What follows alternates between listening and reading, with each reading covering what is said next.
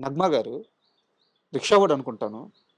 'రిక్షావాడు' సినిమా జరుగుతున్నప్పుడు ఒకరోజు నగ్మ గారు సెట్ నుంచి వెళ్ళిపోతా ఉంటే, చిరంజీవి గారు ఆమె వెనకబడి "నగ్మ నా మాట విను వెళ్ళొద్దు, వెళ్ళొద్దు" అని బతిమలాడుకున్నారంట. ఏ సందర్భంలో జరిగిందిది?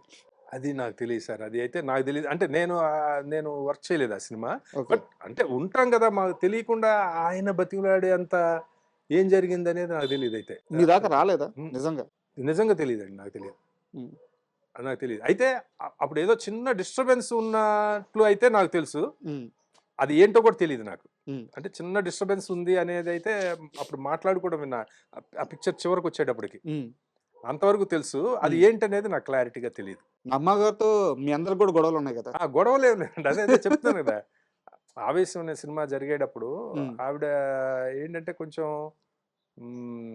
వీళ్ళు నాకు రెస్పెక్ట్ ఇవ్వట్లేదు హ్మ్. డైరెక్షన్ డిపార్ట్‌మెంటు అది ఇది అని ఆవిడ గొడవ చేశారు. హ్మ్. రెస్పెక్ట్ ఇవ్వకపోవడం అనేది ఏం లేదండి. అక్కడ ఏంటంటే ప్రాబ్లమ్ ఏంటంటే ఇప్పుడు మనం డైలాగ్ చెప్పాలి. ఆవిడకి మనం చెప్పే అవసరం లేదండి. దాసు గారని ఒక ఆయన హ్మ్. ఉండేవారు హ్మ్. హ్మ్. పెద్దాయన. హ్మ్. మనం ఆయనకి చెప్తే చాలు ఏదైనా సరే ఆవిడకి ఆయన చెప్తారు. సో సేమ్ డైరెక్టర్ గారైనా ఎక్స్‌ప్రెషన్ ఏదన్నా కొంచెం ఇలా ఇలా లేదు అంటే, దాసు గారు ఇలా కావాలి అంటే దాసు గారు చెప్తారు. హ్మ్. మీకక్కడ క్లోజ్‌నెస్ లేదు. అక్కడ మరి క్లోజెస్ ఉండదు గదండీ. ఆటోమేటిక్‌గా మనకి ఇప్పుడు మనం డ్రెస్ చెప్పడం హ్మ్. లేదు ఏదో చిన్న జస్ట్ మనం ఊరికే ఒక పక్కన ఉన్నట్లుగా అయిపోతది మనకి. ఇంకొక హీరోయిన్ ఉన్నారు 'మధుబాల' గారని. హ్మ్. ఆవిడ తమిళియన్ గదా! మేము తమిళ్ మాట్లాడతాం గాబట్టి, ఆవిడకి మేమే డైలాగ్ జెప్పాలి. హ్మ్. హ్మ్. ఆవిడకి మేమే డైలాగ్ చెప్పాలి. ఆవిడతో మేమే అన్ని డ్రెస్సులు చెప్పడం అవి ఇవి ఉంటాం. కొంచెం భాష ప్రాబ్లమ్ లేదు కాబట్టి కొంచెం ఎక్కువ యాక్సెస్ ఉంది. యాక్సెస్ ఉంది. అన్ని సినిమాల గురించి మాట్లాడుకోవడం హ్మ్. గ్యాప్‌లో ఇట్లా ఉండేది. బట్ 'నగ్మ' గారికి కంపారిజన్ వచ్చింది. 'మధుబాల' గారితో బాగుంటున్నారు. నాతో అది ఏదో బాగుండట్లేదు. వచ్చిందేమో అని మాకు తర్వాత మీరింత అనిపించింది. అమాయకంగా చెప్తున్నారు అదే అదే గానీ, అదే. షూటింగ్ గూడా ఆపేసారుగా. షూటింగ్ ఆపలేదు. ఆ! షూటింగ్ ఆపలేదు. నేను రానని చెప్పింది ఆవిడ. హ్మ్. ఆవిడేంటంటే నాకు రెస్పెక్ట్ ఇవ్వట్లేదు. హ్మ్. నేను నేను రాగానే నాకు విష్ చేయకపోతే నేను షూటింగ్‌కి రానంది. హ్మ్. రానని చెప్పి ప్రొడ్యూసర్ గారితో చెప్పింది. హ్మ్. మేమేంటంటే మేము గూడా ఆ ఏజ్ కదండీ. ఆ ఏజ్‌కి మేము గూడా ఏంటంటే ఆవిడేంటి ఇలాగా మన తప్పేం లేదు గదా! హ్మ్. అని చెప్పి అసలు అంతకుముందు విష్ చేసి కొంచెం అదేదన్నా మాట్లాడడానికి ట్రై చేసేవాళ్ళం గూడా ఇంకా కంప్లీట్‌గా మానేసాం.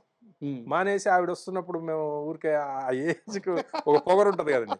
ఆవిడ సెట్‌లోకి రాగానే కాలు మీద కాలేసుకొని కూర్చోవడం, హ్మ్. ఇలాంటివన్నీ జేసేవాళ్ళం. హ్మ్. అంటే ఇప్పుడు తలుచుకుంటే నవ్వొస్తాయి గానండి అప్పుడు ఆ పిల్లతనం, కుర్రతనం చివరికి ఎలా గదా! క్లోజ్ అయింది ఆ మొత్తం హీట్ అంతా? ఇంకా తర్వాత ఇంక మేము గూడా కొంచెం ఎక్కువ ఎళ్ళిపోయి మేము అసలు ఆ తర్వాత ఆవిడేంటంటే లాస్ట్ షెడ్యూల్‌కి వాళ్ళు నాకు అపాలజీ చెప్పకపోతే నేను రానని జెప్పేసింది. హ్మ్. అప్పుడు మేమేం జెప్పామంటే, "సార్ మా వల్ల షెడ్యూల్ దెబ్బతింటం ఎందుకు సార్?" ఇదంతా గూడా డైరెక్టర్ గారికి చెప్పాం మొత్తం జరిగిందంతా హ్మ్. గూడా. హ్మ్. హ్మ్. చెప్పి "సార్ మేమే మానేస్తాం సార్. హ్మ్. ఎందుకు ఇప్పుడు సినిమాలో ఆవిడ గావాలి గదా! కంపల్సరీగా. హ్మ్. ఫినిష్ చేయాలి గదా!" అనంటే ఆ తర్వాత మన జర్నలిస్ట్ ప్రభు గారున్నాడు గదా! సో మాకు అంటే మేమంతా ఆ టైం నుంచి హ్మ్. ఒకేసారి వచ్చిన హ్మ్. వాళ్ళం గదా! ఇలా ఇలా జరిగింది అని చెప్పి మేము అసలు సౌత్ ఇండియన్ డైరెక్టర్స్ ఫిల్మ్ అమ్మో! చాలా అసోసియేషన్‌లో పెద్దగాకెళ్ళిందిగా. మేము ఊరికే హ్మ్. వెళ్ళలేదండి. మేము మేము రిపోర్ట్ చేస్తున్నాం, పెట్టేస్తున్నాము. ఇలాగా మమ్మల్ని ఇల్ ట్రీట్ చేసింది ఆవిడ. అది ఇది అని చెప్పి మొత్తం తమిళ్ వాళ్ళని వీళ్ళని కలుపుకొని మేము చాలా పెద్ద ఎత్తున దీన్ని మేము వెళ్ళిపోతాం అది ఇది అని మేము చెప్పాం. ఊరికే. ఆ తర్వాత ఏమైందో మరి ఏం జరిగిందో అంటే ఆవిడే షూటింగ్‌కొచ్చారు. ఓకే. వచ్చిన తర్వాత హ్మ్, ప్రొడ్యూసర్ గారితోటి అవన్నీ ఇంకా ఏం వద్దండి. ఇంకా అయిపోయింది గదా! అని అన్నారు. చివరిలో అందరికి బాయ్ బాయ్ చెప్పి షేక్ హ్యాండ్‌లు ఇచ్చారు. అంతా బానే ఎళ్ళిపోయారు. అంతే. హ్మ్. అంటే ఆవిడకి కూడా చిన్నతనమేనండి. సో అంటే అప్పటికి ఆవిడకి కూడా పెద్ద ఏజ్ ఏమి ఉండదు గదా! సో ఆ మెయిన్ అంతా అక్కడేంటంటే ఆ కుర్రతనం వల్లొచ్చే ప్రాబ్లమ్స్, సో ఈగోస్ అంతే. అంటే గురువుగారి విషయానికొస్తే సార్, ఆయన చాలా మందిని ఆర్టిస్ట్‌లుగా మార్చేశారు. హ్మ్. వేరు వేరు వర్క్స్ చేసుకునే వాళ్ళందరిని. అవును. సో, ఇప్పుడంతా మాట్లాడుకుంటే అదే ఒక పెద్ద ఇంటర్వ్యూ అయిపోద్ది. అవునండి. అవును. అవును. అవును. కాస్ట్యూమ్ కృష్ణ గారు గాని, లేదంటే అశోక్ గారు గాని, రామిరెడ్డి గారు గాని, సో, అవును. ఇట్లా చాలా మందున్నారనమాట. ఉన్నారు. సో, ఇలా స్పాట్‌లో ఆ ఆర్టిస్ట్‌ని పట్టుకోవడం ఎలా వీలయ్యేది ఆయనకి? అంటే ఏం లేదండి. ఇప్పుడు ఆయనకి బేసిక్‌గా ఏంటంటే అండి, ఆహార్యం ఉంటే చాలండి. వాళ్ళకి యాక్టింగ్ వచ్చా? రాదా? లేపోతే వాళ్ళు చేయగలరా? చేయలేరా? అసలు ఇవేమీ ఆయనకి అవసరం లేదు. హ్మ్. మీకు ఒకటండి ఆయన ఎప్పుడు ఆడిషన్స్ అని చెప్పి ఈ డైలాగ్ ఎలా చెప్తావో చెప్పి చూపించు, ఇలా నడిచి చూపించు. ఆహ్, ఇవి ఏవి ఎప్పుడు అడిగిన సందర్భమే లేదు. హ్మ్. ఈ క్యారెక్టర్‌కి ఎందుకో ఆయనకి ఆ మైండ్‌లో పడతది. ఇతన్నేసేద్దాం అని. హ్మ్. అతనికి యాక్టింగ్ వచ్చా? అసలు కనీసం సినిమాలు చూసే అలవాటుందా? అవన్నీ కూడా అవసరం లేదు. సార్. వాళ్ళని తీసుకొచ్చి వాళ్ళకి గెటప్ ఏసి ఓన్లీ వాళ్ళకి ట్రైనింగ్ ఇవ్వడం ఇవేమి ఉండవు. సార్. డైరెక్ట్ కెమెరా ముందు నిలబెట్టి ఎలా యాక్ట్ చేయాలి అనేది ఆయన మొత్తం ఆయన చెప్పి చేయిస్తారు. సార్ ఇక్కడ ఒక సమస్య ఉంది. అంటే ఇది ఫేస్ అయిందో లేదో నాకు తెలీదు. డౌటొచ్చింది. ఇప్పుడు ఏమీ తెలియని ఆర్టిస్ట్‌ని తీసుకొచ్చి నిల్చోబెడతారు. బట్ వాళ్ళకి కాంబినేషన్ యాక్టర్స్ ఉంటారనమాట. వాళ్ళకి యాక్టింగ్ రాదు. వీళ్ళిక్కడ స్ట్రగుల్ అవుతుంటారు కదా! ఎక్కువ సేపు నిలబడాల్సొస్తది. ఎక్కువ టేకులెళ్తాయి. సో, అలా ఎప్పుడైనా మీ డైరెక్టర్ గారిని మిగతా యాక్టర్స్ క్వెషన్ చేసిన సందర్భాలున్నాయా? అట్లా ఎవరు చేయలేరు. హ్మ్. ఎవరు క్వెషన్ చేయరు. హ్మ్. ఒకవేళ మనసులో అనుకున్న సందర్భాలు ఉండుండొచ్చు. ఎందుకంటే ఇప్పుడు సీనియర్ యాక్టర్స్ ఉంటారండి. హ్మ్. ఇప్పుడు వీళ్ళకేమో యాక్టింగ్ ఏం రాదు. అదే. అవును. ఆ! అలా అనుకుండొచ్చు గానీ అట్లా ఎవరు అడగరు. ఎందుకంటే ఆయన ఎఫర్ట్ చూస్తారు గదా! హ్మ్. అసలు ఏమీ తెలియని వాడితోటి ఎంత బాగా యాక్ట్ చేస్తున్నాడు ఈయన అనే హ్మ్. దానిలోనే ఉంటారు హ్మ్. అందరూ. అందులో ఇంకోటేంటంటే అండి, ఆ టైంలో అందరూ భలే కోఆపరేట్ చేసేవాళ్ళండి. సార్. ఎవరు గూడా ఇతను కొత్త ఆర్టిస్ట్ ఇతనికేమీ తెలియదు కాబట్టి మనం కోఆపరేట్ జేయాలి అనే దాంట్లోనే ఉండేవాళ్ళు సార్ ఆర్టిస్టులందరూ గూడా. హ్మ్. అంతేగాని వీడెవడో కొత్తోడిని తీసుకొచ్చి నా పక్కన పెట్టి చేస్తున్నారు అవి ఉండేవి గాదు. సార్. వాళ్ళు గూడా హెల్ప్ చేసేవాళ్ళు. అలా కాదు నువ్వు ఇలా డైలాగ్ చెప్పు, అలా చెప్పు అని చెప్పేవారండి వాళ్ళు. రామిరెడ్డి గారు జర్నలిస్టా? కాదండి. ఆయన జర్నలిస్ట్ అని నాకు తెలీదు. ఆయన అసలు సినిమా యాక్టర్ అవ్వాలనేది అసలు ఆయనకి అదంతా ఏం లేదు. హ్మ్. వాళ్ళ నాన్నగారు అడ్వకేట్. హ్మ్. లాయర్ వాళ్ళ నాన్నగారు. హ్మ్. వాళ్ళ ఇంట్లో శ్రీనగర్ కాలనీలో ఇప్పుడు డైరెక్టర్ గారు వచ్చి ఇక్కడ షూటింగ్‌లు చేస్తున్నప్పుడు 'తలంబ్రాలు', 'ఆహుతి' ఆ సినిమాలు షూటింగ్‌లు జరిగాయి వాళ్ళ ఇంట్లో. హ్మ్. ఆహ్, అప్పుడు ఈయన బైక్ మీద వచ్చేవాడట. హ్మ్. ఆయన్ని చూసి ఈయన బావుంటాడు హ్మ్. అని ఆయనకి యాక్టింగ్ ఇంట్రెస్టు లేదు. హ్మ్. లేపోతే ఆయన యాక్టర్ అవ్వాలని వచ్చిన వ్యక్తి గాదు. ఓకే. అలాగే తీసుకొచ్చి అంకుశంలో పెట్టారు. హ్మ్. అలాగా ఆయన పెద్ద యాక్టర్ అయిపోయారు. అండ్ వెంకటేష్ గారితో 'శత్రువు' మూవీ సార్. హ్మ్. అంటే ఆ సినిమాలో ప్రతిదీ గూడా అంటే కోట గారు మాట్లాడే ప్రతి మాట చాలా సెటైర్‌గా ఉంటది. అవునండి. చాలా కొత్తగా ఉంటది. ఆ క్యారెక్టరేషన్ ఎలా డిజైన్ చేశారు? ఆ క్యారెక్టర్ డిజైనింగ్ అంతా భలే చాలా గమ్మత్తండి. ముందున్న ఆయన మేనరిజం వచ్చేసి ఫస్ట్ యాక్చువల్‌గా పిక్చర్‌లో ఆ క్యారెక్టర్ స్టార్ట్ చేసినప్పుడు లేదు. ఒకసారి మన తమిళ్ విజయ్ హీరో ఉన్నారు గదా! ఎస్ఏ చంద్రశేఖర్ గారు వాళ్ళ నాన్నగారు డైరెక్టర్. హ్మ్. వాళ్ళ ఇల్లు షూటింగ్‌కి ఇచ్చేవారండి. సార్. వాళ్ళ ఇంట్లో షూటింగ్ జరుగుతుందనమాట ఒకసారి. షూటింగ్ జరుగుతున్నప్పుడు అప్పుడు సెల్ ఫోన్‌లన్నీ లేవు. ల్యాండ్ లైన్స్ కదండీ. ఆ షాట్ జరుగుతా ఉన్నప్పుడు మధ్యలో ఒకసారి సడెన్‌గా ఆహ్, ఇది ఫోన్ రింగ్ అయ్యేది.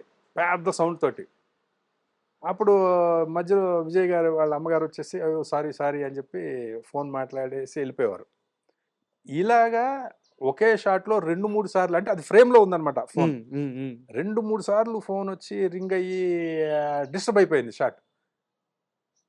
సేమ్ అదే షాట్‌లో. దాంతో డైరెక్టర్ గారు "యమ్మ ఈ ఫోన్ ఎవడు కనిపెట్టాడురా బాబు" అన్నారు. డైరెక్టర్ గారు. ఆ! ఆ! అనంగానే అందరు నవ్వారు. ఆ! ఇంకెప్పుడైతే నవ్వారో ఇదేదో బావున్నట్లుందని ఇంకా అది అప్లై చేసేసారు ఆ క్యారెక్టర్‌కి. ఓకే. ఇంకా అక్కడి నుంచి ప్రతి సీన్‌లోనూ అది ముందు ఏమి రాసి ఉండదు. హ్మ్. మన స్క్రిప్ట్‌లో ఏముండదు. అక్కడ ఏముంటే అది. అక్కడ ఆహ్, అక్కడ సందర్భాన్ని బట్టి ఏ ప్రాపర్టీ ఉంటే ఏ దాని మీద ప్రాపర్టీ ఉంటే ఆ ప్రాపర్టీ. ఇప్పుడు ఒక హోటల్ సీక్వెన్స్ ఇక్కడ చేసాం. రామానాయుడు స్టూడియోలో చేసాం. అందులో మధ్యలో ఒక పెద్ద రాయి ఉంటదండి. హ్మ్. హ్మ్. డబ్బింగ్ థియేటర్స్ పక్కన. దాని నుంచి పైనుంచి వాటర్ ఫాల్స్ లాగా అరేంజ్ చేశారు. సార్. ఆ సీన్ సగం ముందు రిడ్జి హోటల్‌లో చేసాము. ఆ తర్వాత సగం సీన్ ఇక్కడ చేసామన్నమాట. హ్మ్. హ్మ్. అది చేసేటప్పుడు మాట్లాడుతూనే ఆ డైలాగ్ మధ్యలో అటు చూసి హోటల్‌లో జలపాతాలెట్టారేంట్రా బాబు! అని అంటే డైరెక్టర్ గారు అప్పటికప్పుడు స్పాంటేనియస్‌గా చేసేది అదంతా. హ్మ్. 'కోట' గారు బాగా ఎంజాయ్ చేసారా? అయ్యో! చాలా. హ్మ్. ఆయన చెప్పేవారండి కోట గారు. అంటే అన్ని డైరెక్టర్ గారు యాక్ట్ చేసి చూపించేవారు. ప్రతి షాట్ గూడా. హ్మ్. అబ్బా! డైరెక్టర్ గారు చేసిన దాంట్లో 50% చేస్తే చాలయ్యా! అసలు ఎంతో పేరొచ్చేస్తది అని. ఆ కోట గారికి అదే ఎంతో పేరొచ్చేసింది. సార్ అవును. అండ్ ఈ సినిమా షూటింగ్‌లోనా? లేకుంటే విజయశాంతి గారికి, గురువు గారికి మధ్య ఒకరోజు ఏదో చిన్న డిస్టర్బెన్స్ వచ్చింది అని చెప్పి తెలిసింది. డిస్టర్బెన్స్ ఏం లేదండి. అసలు ఆవిడకి చాలా ఇష్టం డైరెక్టర్ గారంటే. హ్మ్. ఇన్సిడెంట్ అయితే జరిగింది కదా. ఇన్సిడెంట్ కాదు, ఏదో చిన్న జోకులు వేసేటప్పుడు ఆవిడేదో చిన్న హర్ట్ అయినట్టుగా ఇచ్చేస్తే డైరెక్టర్ గారు మళ్ళీ బుజ్జగించి అదేంటమ్మా మా అమ్మాయి అని మేము మాట్లాడితే అదే ఉంది అది అలా సరదాగా అంతే. ఓకే. అదేం డిస్టర్బెన్స్ అట్లా ఏం కాదు. సార్, నటుడుగా అసలు మీరు టర్న్ అవ్వాల్సిన అవసరం ఏమొచ్చింది? అవకాశం ఎలా వచ్చింది? వచ్చినప్పుడు మీ రియాక్షన్ ఏంటి? తమిళ్ విజయ్ అని ఉన్నాడు, ఓకే. తను డైరెక్షన్ డిపార్ట్మెంట్ రైటర్. తను ఫోన్ చేసి ఇట్లా వాళ్ళు ఏదో మిమ్మల్ని ఒక క్యారెక్టర్గా అనుకుంటున్నారండి, మీరు చేస్తే బాగుంటుంది అంటున్నారు, వాళ్ళు అప్రోచ్ అవుతారు అన్నారు. నేను అన్నాను లేదు, నేను అంటే అంతకుముందు ఏమైందంటే నేను ఒక సీన్ యాక్ట్ చేశాను కదా నా సినిమాలో. అవును. నా సినిమాల్లో చేయటం వల్ల ఇదిగో 2 సీన్లు ఉన్నాయి యాక్ట్ చేయండి, ఒక సీన్ యాక్ట్ చేయండి అని అడగడం మొదలు పెట్టారు నన్ను. ఓకే. నేను అలా చేయనండి, నేను నా సినిమాలో అంటే అవసరార్థం చేశాను అని చెప్పాను. అలా చేయనంటే లేదండి వాళ్ళు సినాప్సిస్ పంపిస్తారు చూడండి, అది మీకు నచ్చితేనే చేయండి అని చెప్పారు. అది చూస్తే అది కూడా ఒక హీరో క్యారెక్టర్లా ఉంది. నీది నాది ఒకే కదా పిక్చర్. ఇదేంటి అని అడిగితే ఆయన డైరెక్టర్ వేణు ఉడుగులు అన్నారు, నా సినిమాలో ఇద్దరు హీరోలే సార్, ఫాదర్ సన్ ఇద్దరు హీరో క్యారెక్టర్స్ అయినవి అని చెప్పారు. సరే ఎన్ని రోజులు అంటే 23 days 24 days కావాలన్నారు. సరే అని ఒక దీని చిన్న చేంజ్ ఉంటుంది అని చెప్పి చేశాను నేను. ఆ చేసిన తర్వాత ఆ సినిమా బాగుండడం, ఆ మంచి రివ్యూస్ రావడం, అనుకోకుండా ఇలా రూట్ మారటం జరిగింది అనమాట. అది నాకు చేసింది కాదు. నాకు డౌట్ ఇక్కడ, అంటే మీరు చేసిన సినిమాలన్నీ చూసుకుంటే అద్భుతమైన ఫన్ ఉంటుంది యాజ్ ఎ డైరెక్టర్గా మీరు చేసిన సినిమాలో. ఆ కామెడీ టైమింగ్, సో మీరు అనగానే మీ టేస్ట్ అది. సో ఈయనకు ఒక కామెడీ రోల్స్ ఇలా ఆలోచించుకోవడం చాలా ఈజీ. బట్ చాలా సీరియస్ రోలు, చాలా ఇంటెన్స్ ఉన్న రోలు. వేణు ఊడగల్ గారు ఏ విజన్తో ఆ క్యారెక్టర్ని మీలో చూసుకోగలిగారు? అడిగారు ఎప్పుడైనా? అది తెలియదు నాకు. మీరు అడగలేదు? అది నేను ఏదో ఆయన చెప్పడం, ఏదో ఇంటర్వ్యూలు ఇలాగే అలాంటివి ఏవో చూసారట. ఓకే.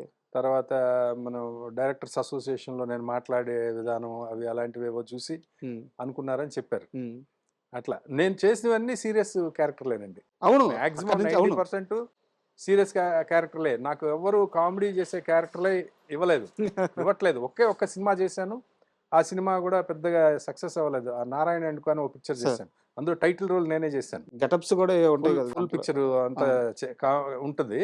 అది పెద్దగా వర్కౌట్ అవ్వలేదు. దానివల్ల ఏమో నన్ను ఎవరు కామెడీ చేయమని అడగరు.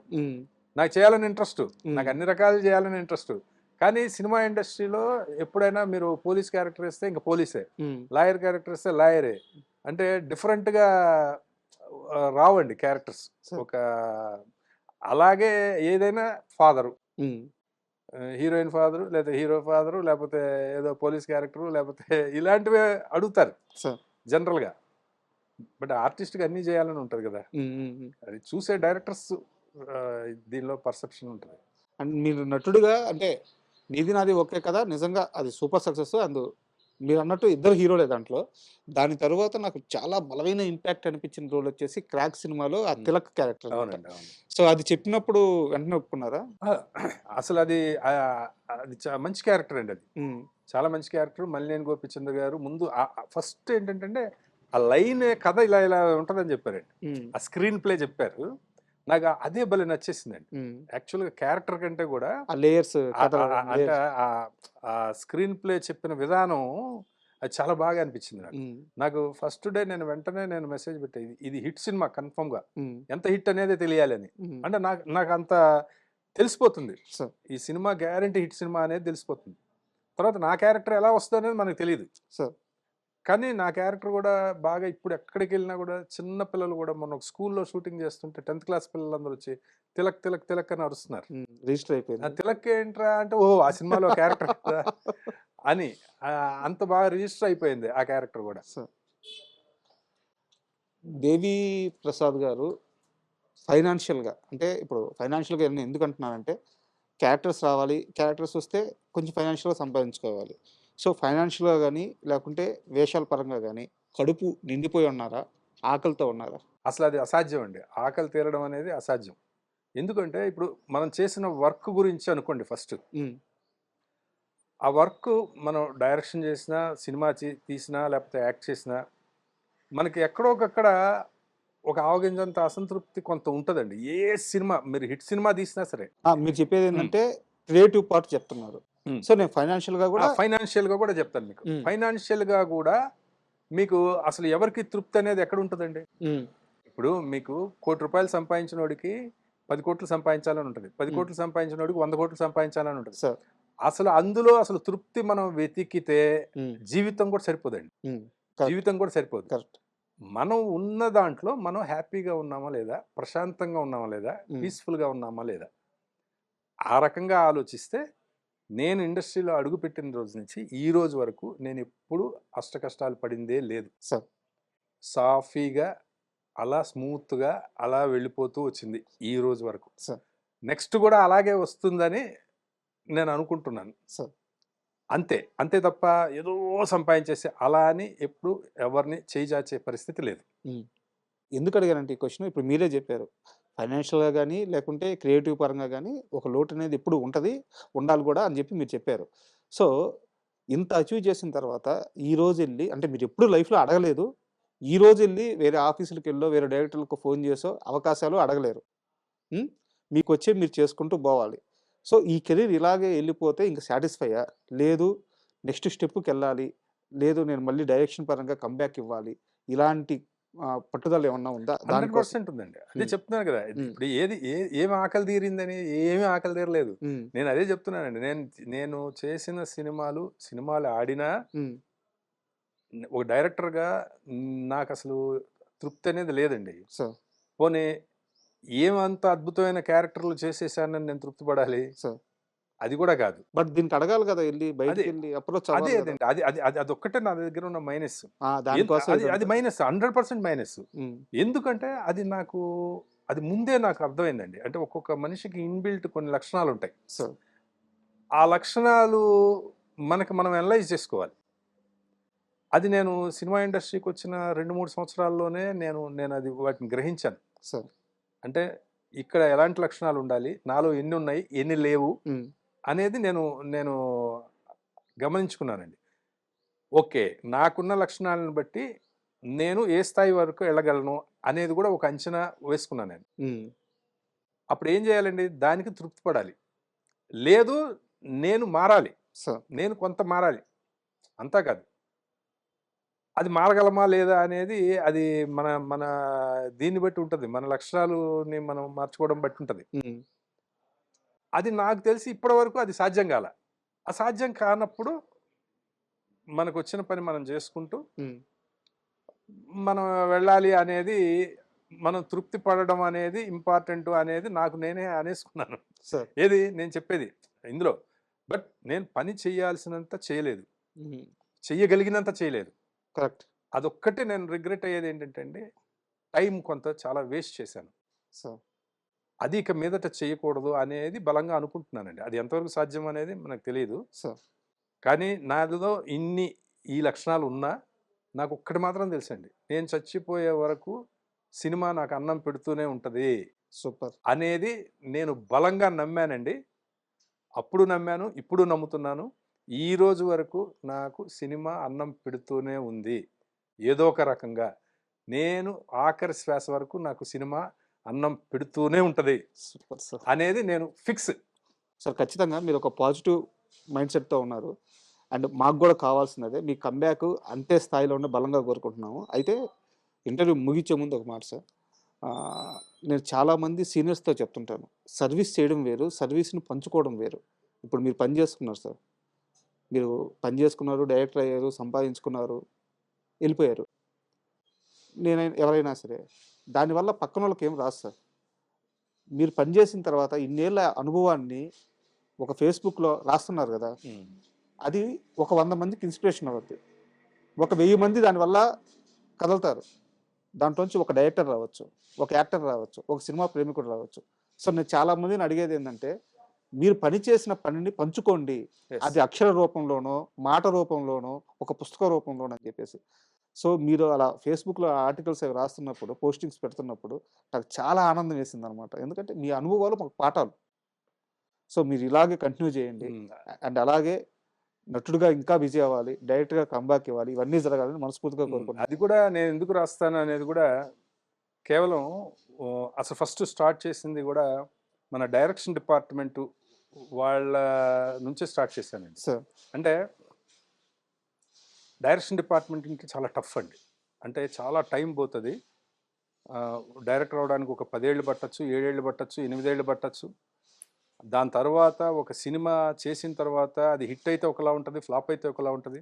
సరే. కాబట్టి ఇక్కడ మనం తొందరగా జారిపోవడానికి, హ్మ్. అంటే చిన్న డిప్రెస్ అవ్వడానికి ఎక్కువ అవకాశాలు ఉండేది డైరెక్షన్ డిపార్ట్మెంట్కేనండి. సార్.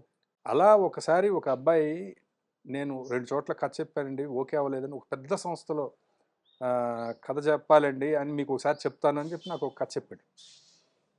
ఆ కథ సన్నివేశాలన్నీ బాగున్నాయి కానీ ఒక చిన్న గ్రామరు అంతా అది అది కొంచెం తేడాగా అనిపించి, నేను జస్ట్ నేనేం చెప్పలేదండి, ఒక 2 రిఫరెన్స్ సినిమాలు చెప్పాను. హ్మ్. ఈ సినిమాలు చూడండి, ఈ దాన్ని మీరు దీనికి అడాప్ట్ చేస్తే బాగుంటుంది అనేది చెప్పాను. హ్మ్. ఆ తర్వాత ఒక 2 మంత్స్ తర్వాత అతను చేసుకుని వచ్చి మళ్ళీ నాకు కథ చెప్పాడు. కథ చెప్తే రీజనబుల్గా ఉందండి కథ, రీజనబుల్గా ఉంది. ఓకే, ఇప్పుడు అది ఇంకా నెక్స్ట్ అతని ఎఫర్ట్స్, అతను ఎలా తీస్తాడు అనే దాన్ని బట్టి ఉంది అని చెప్పి అనుకున్న తర్వాత అతను ఆ పెద్ద కంపెనీలో చెప్పాడు. హ్మ్. పెద్ద కంపెనీలో ఎవరో 5-6 విన్నారట. విన్న తర్వాత అది రిజెక్ట్ అయింది. హ్మ్. ఇంకా అబ్బాయి బాగా డిప్రెస్ అయిపోయాడు. హ్మ్. అంటే నేను ఒక్కటే చెప్పానండి, మీరు డిప్రెస్ అవ్వడం కాదు. ఇప్పుడు ఇప్పుడు దాన్ని రిజెక్ట్ చేసిన వాళ్ళు ఎవరు కూడా మొత్తం ఆడియన్స్ కాదు, వాళ్ళేమి జడ్జి కాదు. నాకు తెలిసి నా అనుభవంతో, నేను సినిమాలు చూసిన అనుభవంతో నేను చెప్తున్నాను, ఇది రీజనబుల్ కథ. సార్. ఇది చెడ్డ కథ కాదు, చెత్త కథ కాదు, రీజనబుల్ కథ. మీరు ఇంకో చోట ప్రయత్నం చేయండి అంటే అతను అబ్బాయి చాలా డిప్రెస్ అయిపోయి ఉన్నాడు. హ్మ్. ఇప్పటికే నేను 11 ఏళ్ళు అయిపోయింది సార్, అది ఇది అని చెప్పి ఏదో అన్నాడు. అన్న తర్వాత నాకు మా గురువు గారితో ఒక ఇన్సిడెంట్ గుర్తొచ్చింది. సార్. అది 91లో ఆయన ఒక లైన్ చెప్పారు. 91లో ఆ కథ నాకు తెలిసి చాలా మందికి ఆయన చెప్పడం తెలుసు నాకు. హ్మ్. అంటే ఒక 5-6 ప్రొడ్యూసర్లకి, టాప్ డైరెక్టర్ ఆయన, 5-6 ప్రొడ్యూసర్లకు చెప్తే వాళ్ళు అది చేయడానికి ముందుకు వచ్చేవాళ్ళు కాదు. హ్మ్.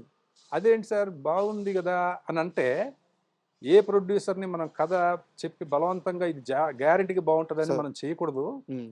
ఆ కథ కాకపోతే ఇంకో కథ, కానీ మనకు నచ్చిన కథ మనం చెప్తూనే ఉండాలి. ఎందుకంటే ఇంకొకరికి చెప్పినప్పుడు ఇంకొంచెం డెవలప్ అవుతుంటుంది, సార్. ఇంకొకరికి చెప్పినప్పుడు ఇంకొంచెం మళ్ళీ డెవలప్ అవుతుంటుంది ఆ కథ. వాళ్ళు తీయకపోవచ్చు, కానీ మనకు నచ్చిన కథకి ఏదో ఏదో ఒక రోజు దానికి తాళి కట్టేవాడు వస్తాడు అని హ్మ్. చెప్పారండి. హ్మ్. ఆ సినిమా నాకు తెలిసి ఒక 7, 8, 9 సంవత్సరాల తర్వాత అది ట్రాక్ ఎక్కింది. అప్పటి వరకు ఆయన అప్పుడప్పుడు చెప్తూనే ఉన్నారు. ఏం సినిమా సార్ అది? అది దేవుళ్ళు సినిమా. అబ్బా! సూపర్ డూపర్ హిట్ అయిందండి సినిమా.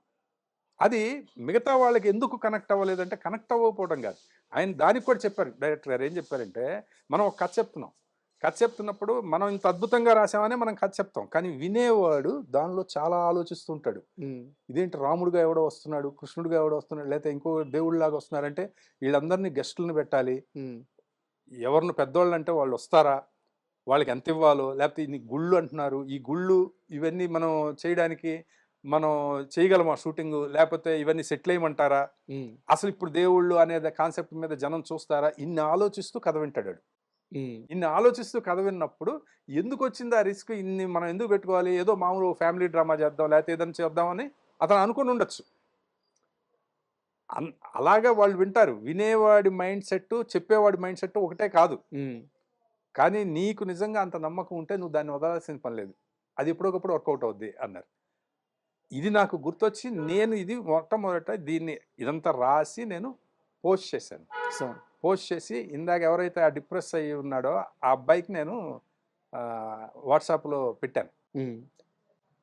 పెట్టినప్పుడు అతను పొద్దున్నే ఫోన్ చేసి నాకు, అసలు అది చదివిన తర్వాత నాకు కళ్ళ వెంట నీళ్ళు వచ్చినాయి సార్, నేను అంత పెద్ద డైరెక్టరు, అంత పెద్ద సక్సెస్ఫుల్గా ఉన్న డైరెక్టరే ఆ కథని అంతకుముందు వద్దన్నా కూడా ఆయన అంత పాజిటివ్గా తీసుకెళ్తే అది అంత సూపర్ హిట్ అయితే, మీరు అన్నారు కదా ఇది రీజనబుల్ కదని, నేను దీని మీదే ఫైట్ చేస్తాను సార్ అని చెప్పి ఆ అబ్బాయి చేశాడు. తర్వాత సినిమా కూడా ట్రాక్ ఎక్కింది. ఏ సినిమా సార్ అది? అది అది చెప్తే బాగోదులేండి, అంటే ఆ అబ్బాయికి మళ్ళీ ఆ అబ్బాయిని ఏదో నేనేదో చేసినట్టు ఉంటుంది. అది జరుగుతూ ఉంది ఇంకా, ఓకే. షూటింగ్‌లో ఉంది. షూటింగ్ అయిపోయినట్టు కూడా ఉంది ఓకే. అందులో. అది అంటే ఇక్కడ మెయిన్ మ్యాటర్ ఏంటి, ట్రాక్ ఎక్కింది కదా అంతే కదా! అబ్బాయి వెయిట్ చేయడం వల్ల. హ్మ్. అప్పుడు నాకు అనిపించిందండి, ఇట్లా మనలాంటి వాళ్ళు ఇలాగా ఆలోచించే వాళ్ళు చాలా మంది ఉంటారు కదా, మనం రాసే దాంట్లో ఎవరికి ఏ ముక్క ఉపయోగపడ్డా కరెక్ట్. ఉపయోగపడుతుంది కదా. కరెక్ట్. అని నేను రాయడం మొదలుపెట్టానండి. లేదు సార్, నిజంగా ఇండస్ట్రీలో చాలా మంది కూడా అందరికీ ఒక బూస్టప్ వస్తుంది. అసిస్టెంట్ డైరెక్టర్‌లకు గాని, అసోసియేట్ అవునండి. కో డైరెక్టర్‌లకు గాని. అవును. సో, కొడతాం, మేము కూడా కొడతాం, ఏదో ఒక రోజు కొడతాం అని అవునండి. చెప్పి ఆ కాన్ఫిడెన్స్ ఇస్తున్నారు. అవునండి. సో, ఎట్టి పరిస్థితుల్లో దాన్ని ఆపమాకండి. ఇలా కంటిన్యూ చేయండి. And all the best sir. Thank you. అంటే చాలా విలువైన సమయం మాకు అయ్యో! కేటాయించారు. Thank you. Thank you very thank much you sir. అండి. Thank you. Thank you.